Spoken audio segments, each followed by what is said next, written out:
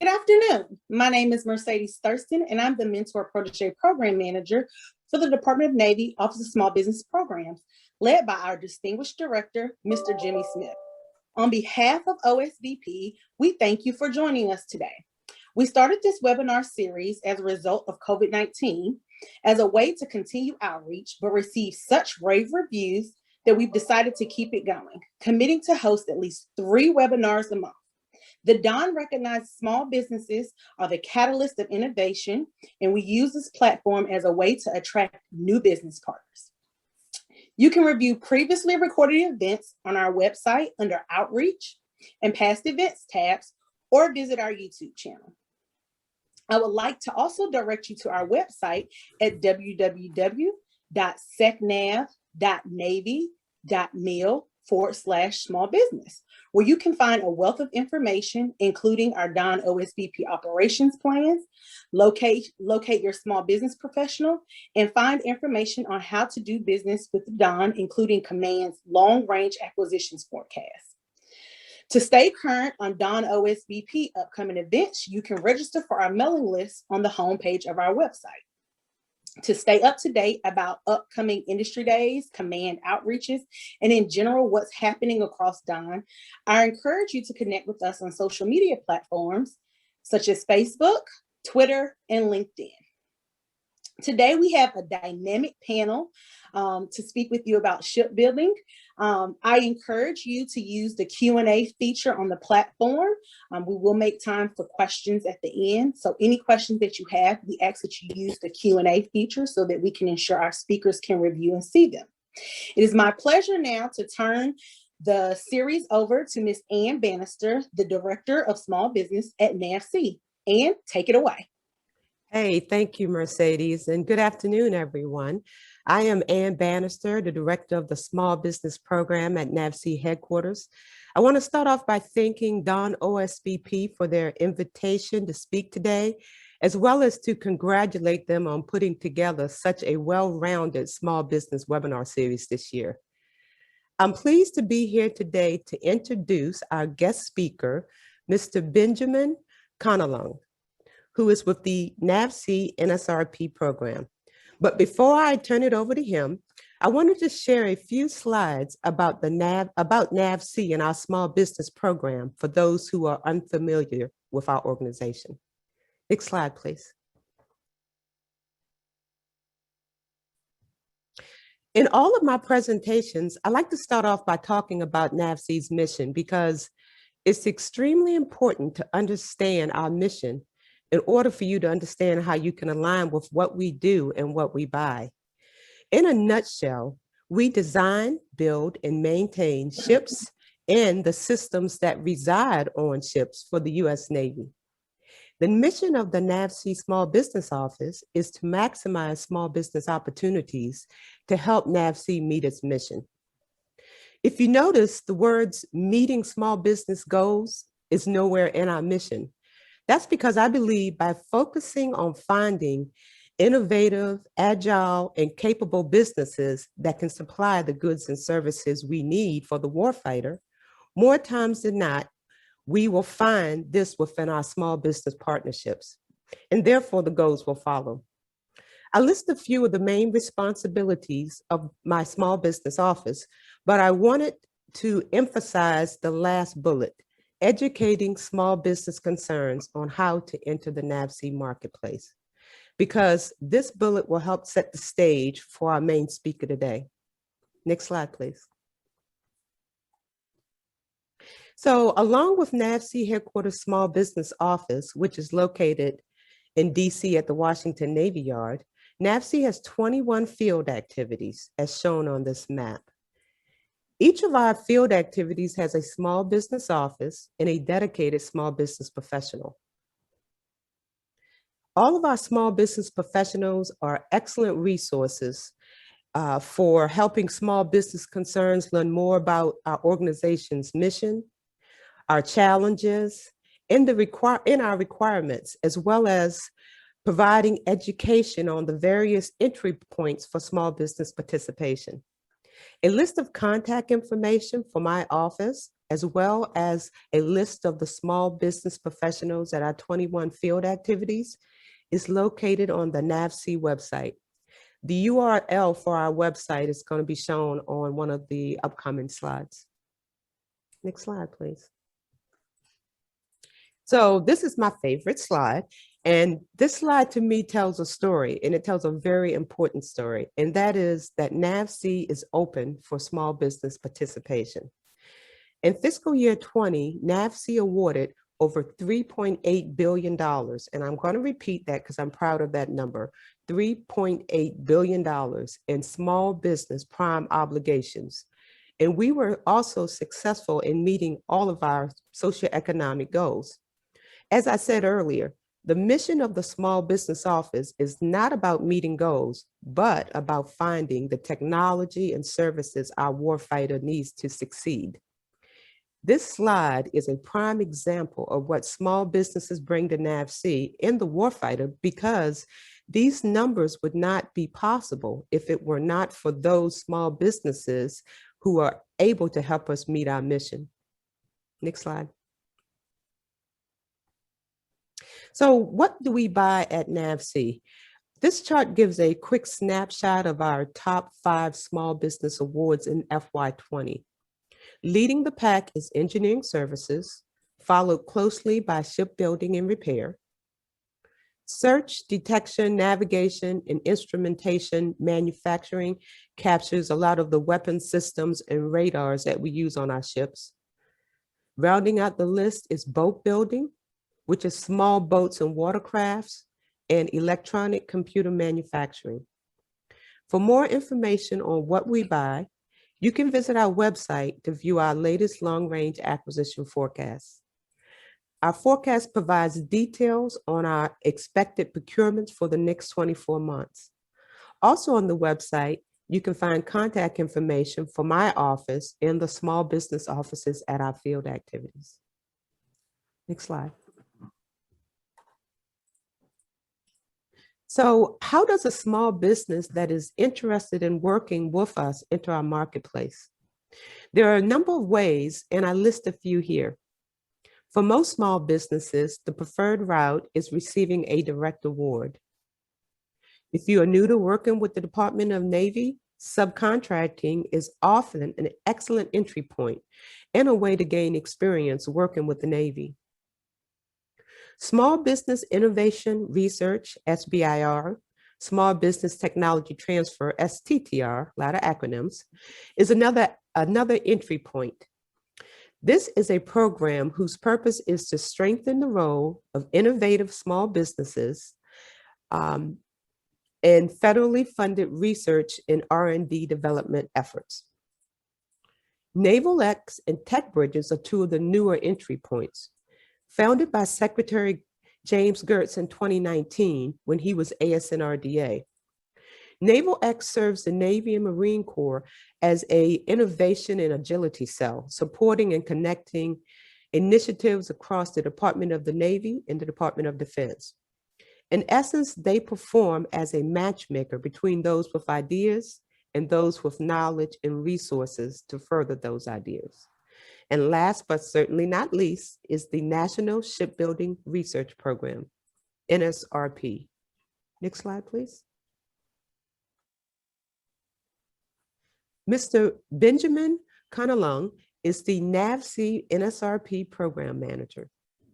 NAVC has served as the government program manager of the NSRP program since 1988.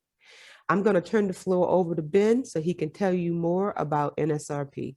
Over to you, Ben. Thank you. All right, quick mic check. People can hear me and see me? We can. Yes. Right. Excellent. All right, I'm Ben Canalang. I am the NSRP program manager. Also assisting me is Mr. Tom Perrine, the Executive Control Board Chairman for NSRP. And you can add NSRP to the list of acronyms on the road. Next slide, please. So a little background on NSRP. It is a now 50-year-old institution that is an industry-led consortium. So that is different than many of the other contractual vehicles NAVC typically uses, where within NSRP, the lead entity is industry and not the government. But in alignment with the NAVC objectives, the mission of NSRP is to reduce the total ownership cost and improve the capabilities of our warships, but also our US flagged commercial ships. Now, we accomplish this by establishing and creating a forum where we can work collaboratively with industry to achieve these objectives by identifying, developing, and fielding technology which can be inserted into shipbuilding and ship maintenance.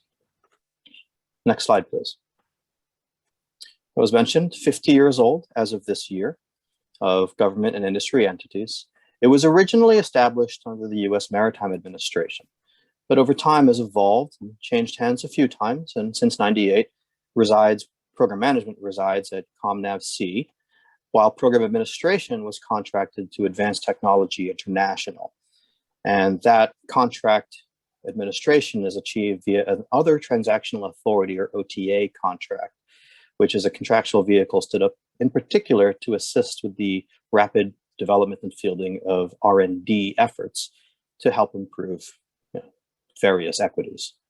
And within NSRP, we have a 50% cost share between the government and industry to ensure that both entities have quote unquote skin in the game and have a vested interest in making sure that projects are successful.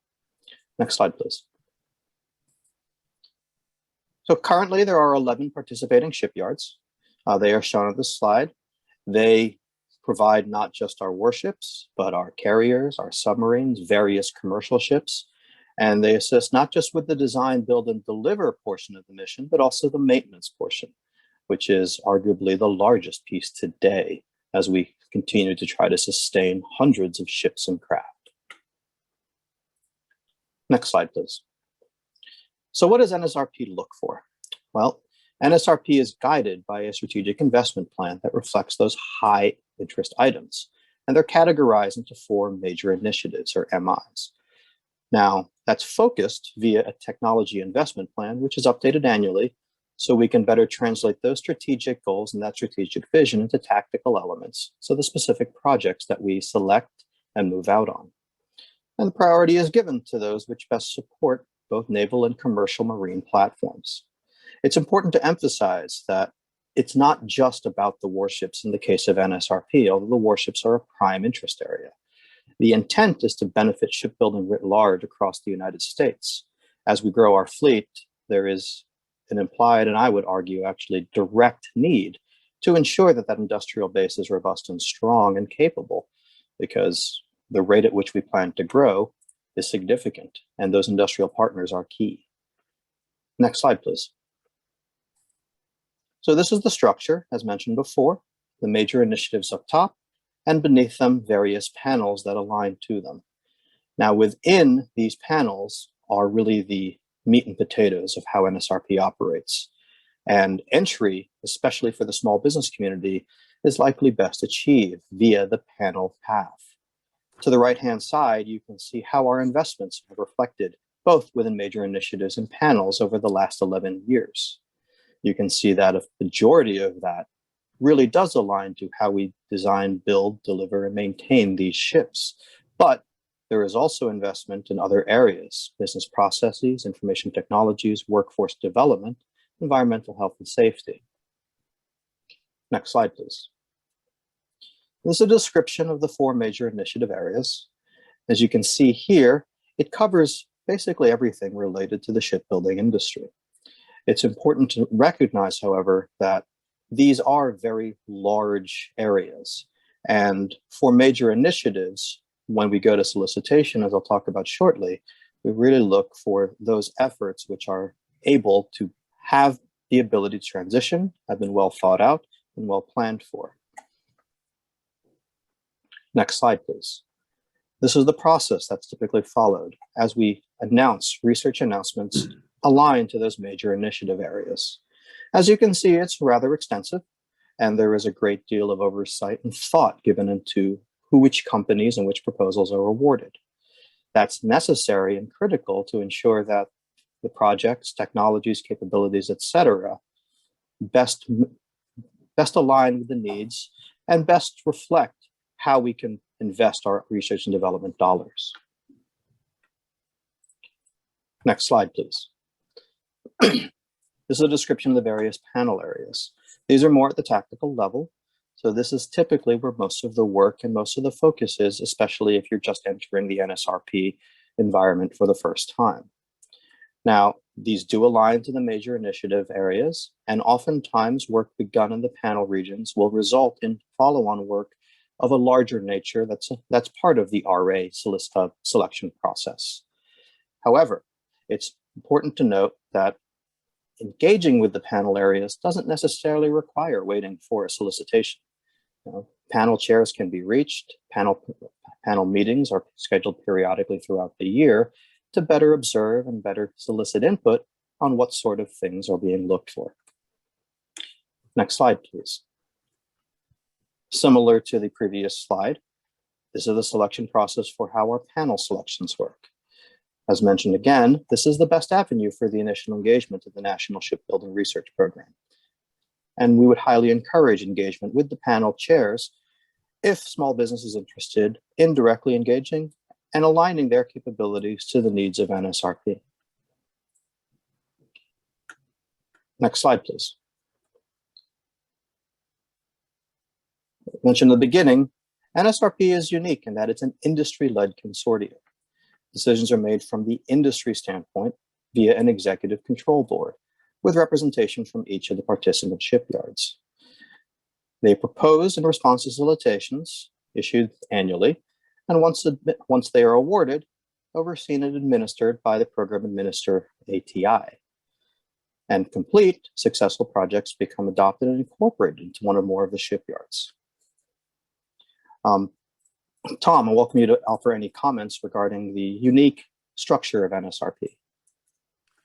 Well, it is a unique structure. 11 member shipyards.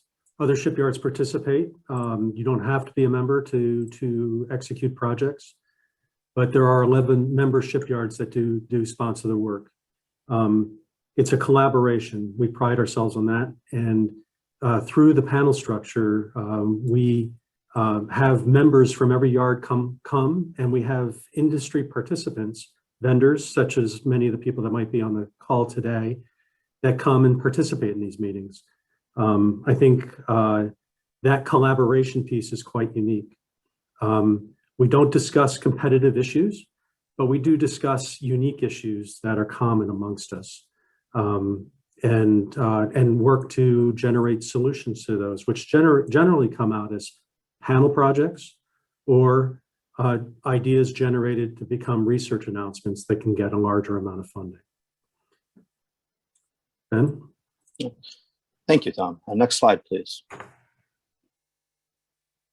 So for those interested, here are a couple of details about the different types of projects within NSRP. Starting next year, we're actually launching a new type of project, the Rapid Adoption Project. This is really designed to take those mature technologies that exist today in industry, in the commercial world, or perhaps other applications, and rapidly transition them into the marine environment and naval use. This is in large part driven by a pressed need to more quickly adapt our future force structure and our capabilities to meet the challenges of the current century. Next slide, please. So what is success in NSRP? Well, across any R&D endeavor, the major measure is, did you get it into use? Given the mission of NSRP and the NAVC mission that it aligns to, the reduction of total ownership cost is certainly a key metric, and that is reflected best by a straight dollars result or via enhanced schedules and schedule savings. In order to really achieve that, though, whatever is being developed and fielded has to align to some sort of need. Now, that need can be commercial, military, etc., but there has to be a problem being solved, and that informs whether or not the product fits. And early engagement is the best way to ensure that whatever someone is bringing forward ties to a need and will fit the need. Tom, any comments on industry's view of defining success? Well, we are responding to our customer, which is primarily the U.S. Navy, plus commercial customers, but trying to improve the process, trying to reduce costs, trying to improve schedule are key for us, and that defines success to our customer. Trying to reduce cost is a big issue. Looking for technology ready type projects that are level 8 or 9 are ready, that can be implemented quickly and have quick results in the yards are something that's really key to us. And that's why this RAP that we've introduced this last year, I think is very important to us and to the Navy, wanting to see quick wins on the deck plate in the shipyards. Ben? Thank you, Tom. Next slide, please. So for this and the next 3 slides are several examples we've selected to better socialize and provide a reference point for the types of things NSRP might look at. This first one is a standard watertight door effort. Now, the analogy I would use is if you go to anyone's house, all the doors are the same. If you go to Home Depot, all the doors are the same and they all fit. If you go onto a warship, that's not the case. Now, there are very good reasons for that. It is a warship. Things are different from ship to ship. There are certainly more requirements for any door on a warship, but there doesn't have to be that many of them. Now, current ships use more than 35 variants, even on one specific hull in some cases. This project reduced 35 to 6, and that alone results in the savings from configuration management, supply chain, technical documentation, and schedule. It's easier to source 6 than more than 35. Next slide, please. The second example is really leveraging off new technologies that have really been introduced in the last decade or so, and using laser scanning systems to assist and inform computer-aided design analysis. Now, everyone's, I assume, familiar with taking a picture, and you can use a picture or scan to go back and look at anything in 2 dimensions. But when you're trying to map out a compartment or other complex geometry, a 3D scan is far more useful. Ships today and cars and aircraft and pretty much anything else in the heavy industry world are designed in 3 dimensions now using advanced CAD modeling systems, 3D drawing packages, etc. But given the complexity and timeline for building a ship, going back and making sure that everything that's there actually aligns so it was originally that in the drawing can be a challenge. This lets you do it much faster. So enormous benefits for verification and validation. And it also lets you, like a picture, to take something and immediately convert it to something digital that you can process and analyze later. It also helps during the life cycle of the ship. When you're keeping something for 30, 40, perhaps even 50 years, it will change over time. Knowing where you were, knowing where you are, helps inform where you will be. And these are the types of technologies that help facilitate that. Next slide, please. I imagine many people have heard about blockchain, be it from cryptocurrencies or recently with various non-fungible tokens in the auction world for art. But there are a lot of applications for this technology in shipbuilding, and especially when it comes to logistics support. This is already in use by many large industries today, Amazon being one. So this project is to take that concept and apply it into shipbuilding to secure our supply chains and also facilitate advanced smart contracts in the future. It helps to harden the supply chain and also helps to ensure that when things are needed, be it at the waterfront or aboard ship, the right components identified and tracked through the system and delivered to the warfighter in a timely manner. Next slide, please. I'll be the first to admit I am a terrible welder. My hand-eye coordination is good, but my welding skills are awful. This project allows for welding remotely. And one of the challenges that I at least do remember from when I was taking my welding classes is seeing through the visor and staring at what is effectively an incredibly bright light is in itself a challenge. These types of capabilities, and this technology in particular, allows not just for a safer welding environment by separating the welder from the high heat and high intensity light, but also allows for retained skills. Welders who begin to get older, or people with incredible welding skills who have suffered some form of injury, can still do their trade using these technology enhancements. It also helps to reduce the error rate. Having the computer in the loop, so to speak, can act as a safeguard or a safety net. Things happen, and what's important is when things happen, these types of technologies ensure that the artisan is kept safe. So next slide, please. How can small business get engaged? Well, you can get engaged primarily by following these 3 steps. Engage the collaboration. Reach your technology solution at a panel meeting. Contact the panel chairs listed at the website herein. Engage the shipyards directly via technical points of contact, also listed online. And when the time comes and a solicitation is posted, submit a proposal. And those will be typically in the fall and the spring. And those can be best selected based on the criteria set forth before in this brief. If you're looking just to get more information in general, attend an event or engage via one of the professional events such as Sea Air Space, NAMI, etc., noting that NSRP will be represented at Sea Air Space later on this year. Next slide, please. NAVC, as mentioned before, relies on the small business community. The identification and fielding of technology is an agile and rapid space, and small businesses are uniquely suited to be able to find those potential improvements or develop those potential improvements and bring them to market. But NAVC also procures our ships largely from private companies and the industrial shipyards, and not just procures, but maintains them as well. So always being aligned with the shipyards is critical for us to be successful.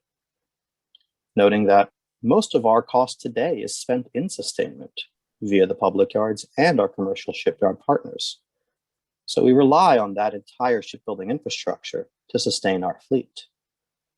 And while NSRP is one of many R&D efforts within NAVC, it's the only real forum that is as directly engaged with multiple shipyards at once and leverages off that collaborative environment, which allows for a force multiplier in knowledge. Tom, if you add any takeaways from the industry point of view. I think your last point is key. The collaboration is a very strong basis for us to work from. That collaboration is not only between the shipyards, but also with our industry partners. We're looking for ideas on how to improve. Those ideas don't always come from within the yards. They come from outside, and people have unique ideas. We listen. Partnerships are created at these events, and we move forward and can apply R&D money to help develop those ideas.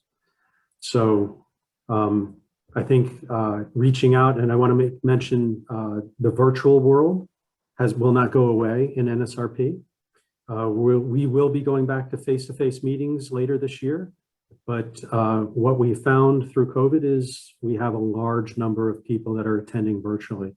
Our attendance in some cases probably doubled in some areas. So that has allowed more access to our panels. So I welcome all participants to come and join in our collaboration. Ben? Thank you, Tom. So that concludes at least the formal brief material.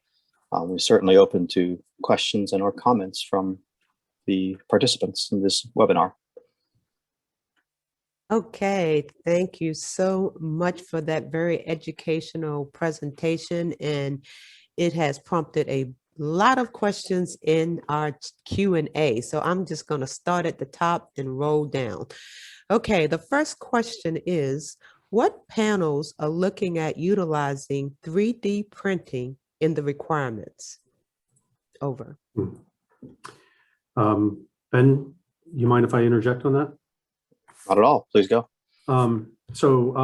We've had a lot of interest in 3D printing. We have a presentation, look at my calendar. We have a presentation coming up, report out on the 23rd of this month on robotic arc DED additive manufacturing, a project led by EWI, Edison Welding Institute. So this panel project was through the welding panel, and we're looking at high deposition metals and how to build up castings. Opportunities are building propellers, big castings on ships like the stern tube area, bow stems, things like that. That's where a big piece of this is looking in that area. We're also looking at, I think in the last year, we've seen panel projects proposed on trying to get shipboard additive manufacturing added. And so some of these things can come through the facilities panel as well. So back to the panel. Okay, great. Thank you. Okay, this next question is actually for me. It says, a few years back, I wanted to engage with NAVC and was told I needed to be a seaport contractor. Is this still the primary entry point for contracts? So yes, for professional support services, NAVC utilizes the Seaport MAC multiple award contract. For our primary product procurements, we do direct awards. So hopefully that will clarify that from that slide I had. Okay, the next question, 50% cost share. Can you go into more details, please, about this? Over. Ben, you want to talk to that? Or? Sure. So I'm not sure how much detail we can go into 50% cost share. So the way it's structured is as part of the selection process, because it is primarily because it's an industry-led selection process. Now, there are advantages to be gained. So in order to ensure that both the government and our industrial partners remain heavily engaged in this effort, the 50% cost share objective is really intended to be, if you will, the motivation to facilitate continuing our successes. Tom, perhaps you can better elaborate from the industry point of view. Well, for us, it's skin in the game. The government is funding us in kind shipyard industry, and it's primarily on the research announcements. We put up 50%, and that comes in various forms. Sometimes it's dollars for dollars, sometimes it's in kind contributions, and some of that is through our panel work that we do, because we fund our people to go to these panel meetings and fund the time to do that. So those things are considered part of cost share. So we're looking, and sometimes often it's not from the small businesses, but it's usually from the shipyard itself. But it can vary on how that's done and who's leading the program. But if you have an IR&D program, small business, probably not. There are some larger businesses that participate with us, and they do have IR&D, and so they're willing to contribute. So, but we have partners in our projects that not always have that 50% piece. So I wouldn't let that scare you away. You have to get involved with the project and understand that as the project evolves. Could I comment there as well, Tom and Ben? Yep. The mechanism for NSRP is another transaction authority, 10 U.S.C. 2371, that was in one of Ben's slides. It has as one of its goals cost share. So what makes OTAs unique is that under certain unless certain circumstances are met, cost share is a goal, and the goal for the program is 50%. Thank you, Steve. Thank you, Tom. Okay, thank you. This next question is kind of long, so I'm going to probably shorten it a little bit.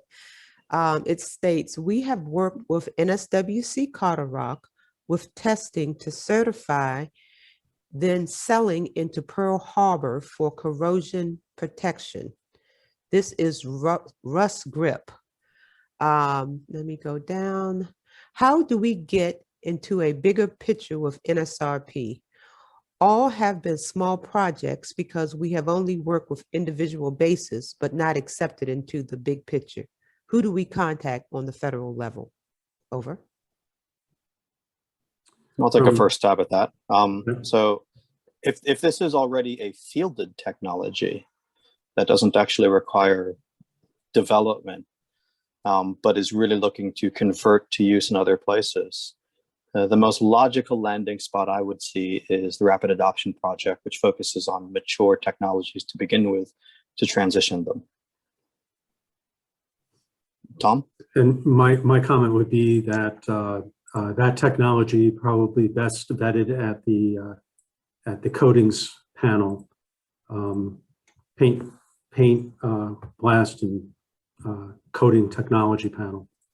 So so that combined, we're going to ask the panels to help develop some of these RAPs, and I think that would be a good entry point. Could I comment again, gentlemen? Yep. Of course. On the NSRP website, www.nsrp.org, it just so happens, this was not canned, that the surface prep and coating panel has a meeting. I think it's the 23rd. It's a multi-hour meeting. There's no cost to join NSRP. If you want to attend that panel meeting, you literally can go on our page, look at the events site, as an events portion, click on that and register, and you're in. And then you can see what that panel does.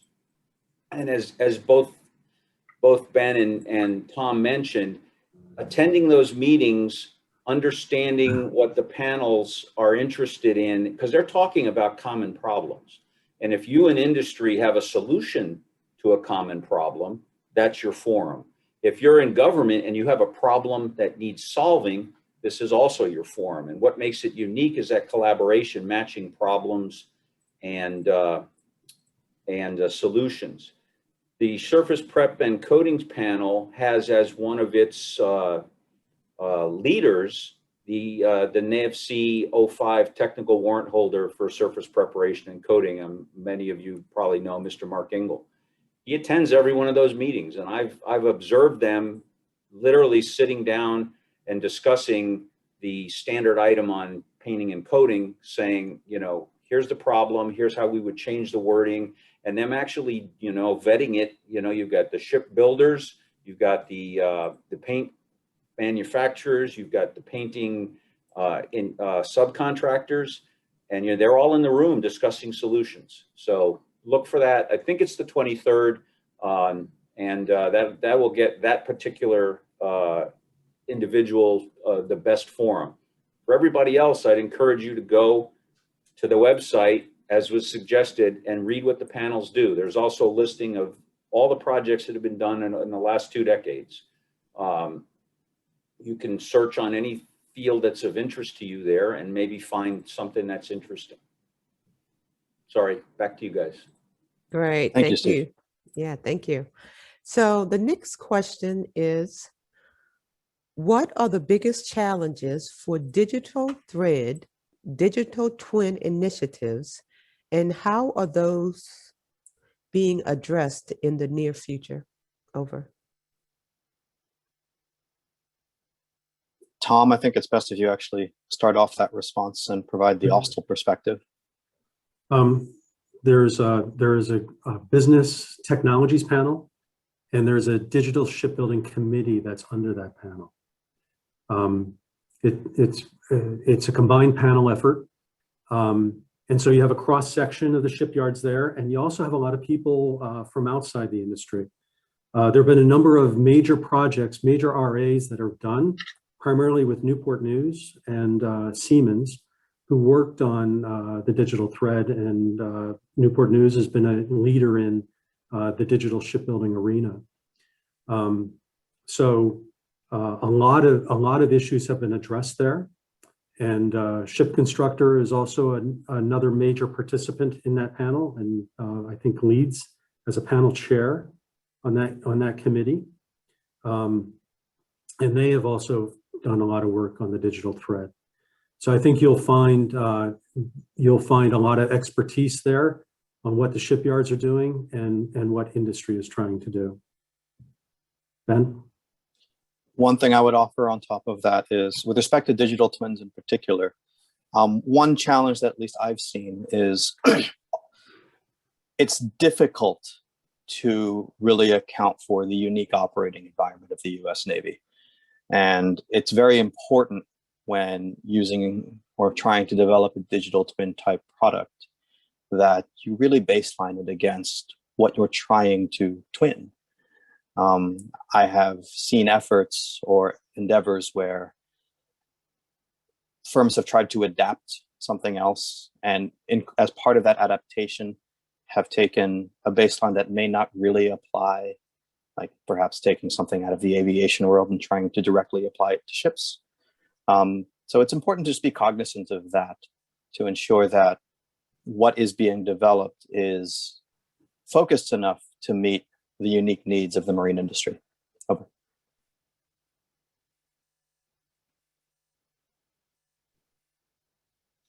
Okay, so this next question is along those same lines.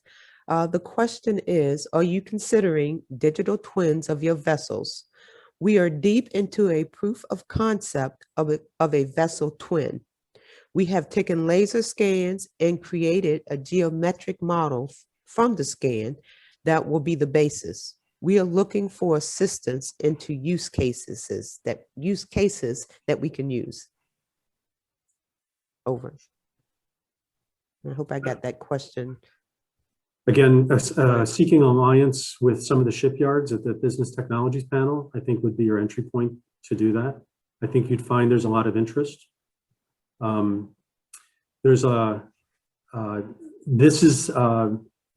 don't know if your technology is developed or you're looking for dollars for development. If it's technology ready, there might be an avenue to go in for a rapid trial or rapid adoption to implement it. The other is to maybe go on a research announcement and try to seek funds to develop it with the shipyard with an application. So I think you'll find a lot of interest from the yards in what you're developing. Excellent. Okay, the next question, are there any opportunities for metal finishers? Over. I would say yes. So surface preparation and surface treatment are certainly areas that we are very interested in and have quite a sizable investment in already. The metal handling, again, surface treatment, surface prep, key element of both construction and maintenance. At a high level, that's how I would feel that question. Tom? Yeah, metal finishing has a lot of different meanings to me. One could be like finishing stainless, like on galley equipment. So I'm not sure the context we're talking about. Again, if it's finishing of structural steel or doing metal coating, metal finish on to prevent rust, like with a flame spray and those types of things, that would go through the surface preparation and coatings panel, SPC. Okay, great. The next question, are there additional plans to utilize artificial intelligence to enable predictive and prescriptive analysis? I would say yes, so that we're at the forefront of. Some industries may be further ahead of the shipbuilding industry, but AI on autonomous vehicles, autonomous vessels is a big issue, and how we take advantage of that, how we use AI to analyze condition-based maintenance data from the vessels and to return that info. I think Admiral Moten at the NSRP all hands meeting back in March challenged us to take advantage of AI innovation, especially in areas like shipyard planning, and how we can manage our shipyard data better and to look at quicker solutions with AI. Ben? I would add just one thing to that. So in combination with pressure to grow the fleet, there is simultaneous pressure to reduce crewing. Ultimately, the end of that is the unmanned concept and unmanned platforms. AI offers tremendous opportunity to really bridge the gap that is created when you start taking people off the hull. A lot of the work that happens aboard hull is the condition monitoring and maintaining of the equipment, and that is very labor intensive. AI allows for a reduction in staffing without a commensurate reduction in capability. Over. Okay, great. Could I add a comment there, gentlemen, real quick? Yes, sir. Go ahead. So the AI is a good example of kind of how NSRP works. There was a project about 3 years ago that was led by Conrad Shipyards down on the Gulf Coast, which is not primarily a naval or military vessel shipbuilder. They wanted to look at the ABS rules for a certain class of vessels that they did, because they would find that, they would do the calculations on something for the last vessel they built, but in order to do it for a new vessel, they'd have to go find it in the filing cabinet. Then they'd have to go to the ABS rules and see if they were still the same and all the rest of that. There was a smaller company that does something called knowledge provisioning. And if you searched on our website just on knowledge provisioning, you could read kind of the trail of projects that they've done. That has grown into ABS itself priming or leading some follow-on projects to take their rules and make them entirely searchable and using this knowledge provisioning.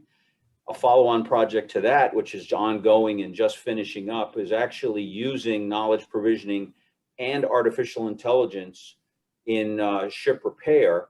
Specifically, the company leading this is Pacific Shipyards International out in Pearl Harbor, and they're taking all that has been learned so far, and they're adding it to looking at, when the spec comes in and all the rest of that, how do I break the work down and all the rest of that. It's really fascinating stuff. But that's an example of how one project spawns other follow-on projects, and that specifically is an area that NSRP is doing artificial intelligence in right now. Yeah. And PSI is an example of a non-member yard participating into the National Shipbuilding Program. As I said earlier, you don't have to be a member to take advantage of the research dollars. Excellent. Thank you. Okay, the next question. Do you include getting to commercialization or COTS catalog items in your TRL process? Many items that have high-tech readiness may not be high commercial market ready. Over. Okay. Ben, you want to? Sure. So the TRL rating system, right, is how we, on the government side, certainly how we assess maturity of a product from a technical standpoint, be it a commercial application or not. The key element is, has the product or capability been demonstrated in as close as possible to an environment reflective of final use within the marine and naval industry? The benefit of high availability COTS technologies and capabilities is really economies of scale and supportability in the long term. things available in the commercial marketplace are easier to source, easier to support.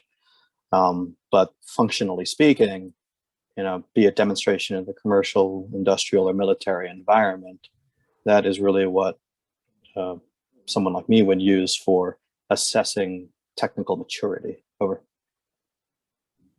Okay, Tom? great. No further comment from me. Okay.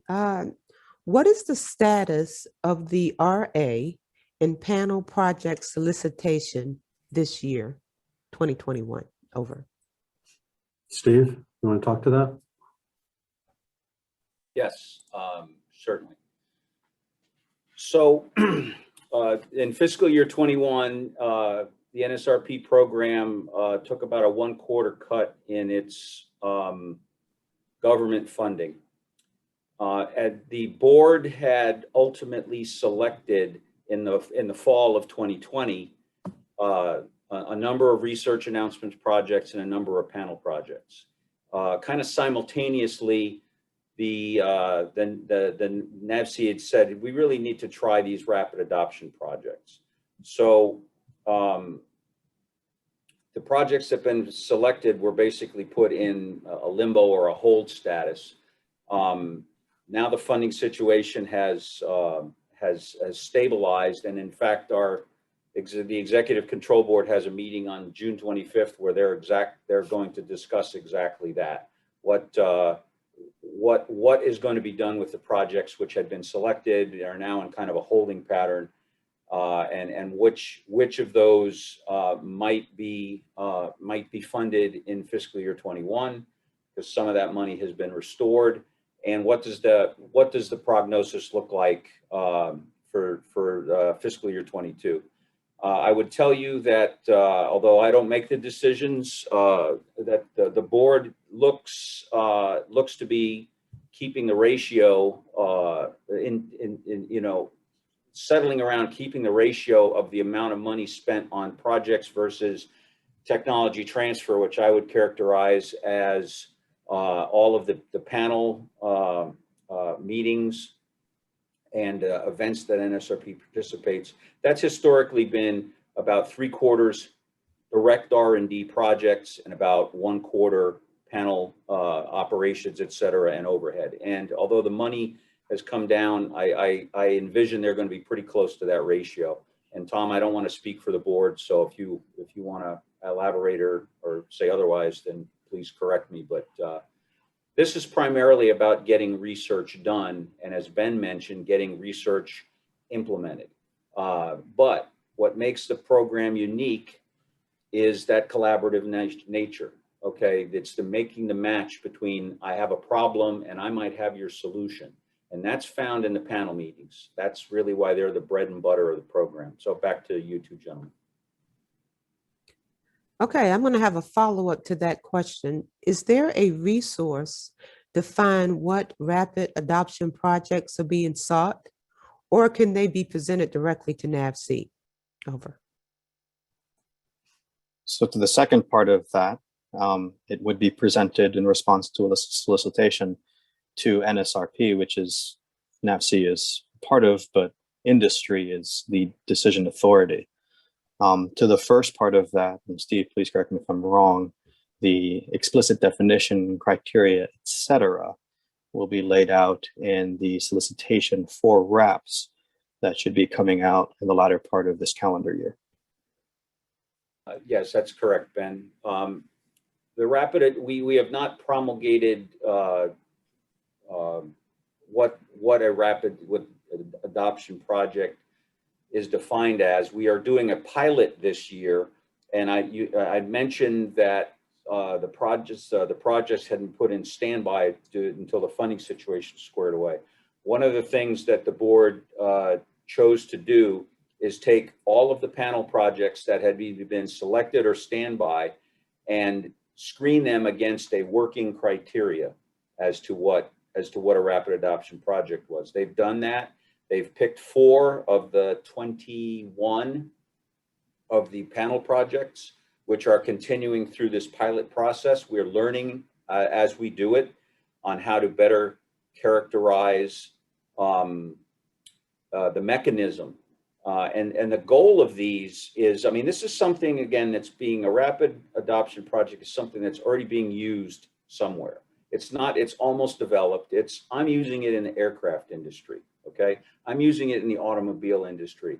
And I have this as a qualified product. You can buy this right now. I know qualified product has a specific military meaning, but I mean, you can buy this thing right now off the shelf. It's just for some reason, it's not being used in shipbuilding and ship repair. And what the Rapid Adoption Project seeks to do is to find out what's the barrier. Is there a specification or is there a requirement that precludes the use? And if so, part of the process is to go up front to the NAVC technical authorities and say, what does it take to get to yes? Or said another way, why are you saying no? Okay. And there may be a very good reason, okay? Just because something works on a yacht may not mean it's going to survive a warship, and that's what the purview of the tech authorities is. Subject to the board's approval, the intent is to have a recurring, in other words, annual solicitation for rapid adoption projects, as the program currently does for research announcements and for panel projects. So I'll turn back to you two to answer that, or hopefully that answered the question. So Steve, you created a set of criteria. I think at the all panel meeting in March, you kind of put that out there. And then, our vision of this, it has traditionally taken a year-long process to get a research announcement out or a panel project out and funded. Our objective is that these TRL ready type projects, high-level TRLs, we could find quick funding for implementation. So I can give one example of something that's similar to that. There's a product called Amuet. One of our engineers from Austell was at an all-panel meeting and saw this product being demonstrated by a vendor. It was a small business. He picked up on this product and actually brought it into the shipyard and implemented it very quickly.